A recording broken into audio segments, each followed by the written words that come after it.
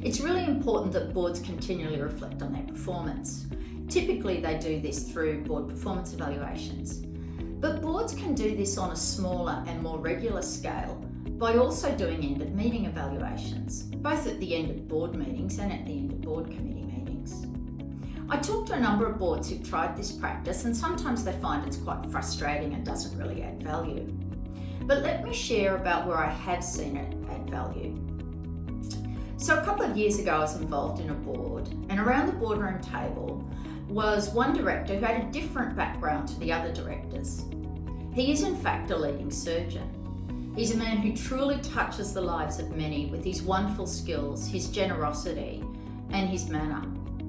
Let's call this man Jim. And so when we're talking about the end of meeting evaluation, Jim said, "Look, I'm not really used to being around boardrooms, but what I can tell you is when I'm involved in complex surgeries, the surgical team sits around afterwards and says, what did we learn?"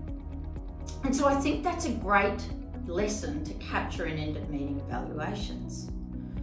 Convert that end of meeting evaluation into really 3 key questions.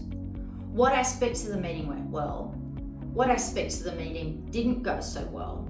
And based on our learnings, what would we do differently next time? Importantly, that should be captured into some actions, which then the chair should be responsible for ensuring are implemented. Boards that are really open to constructive feedback might also ask the executives around the table, what did they learn from the meeting? What did they find of the most value? And it can be useful if each meeting a different director does that evaluation. So there's the opportunity for each director to have that responsibility and to listen to the meeting and to reflect on what did we learn.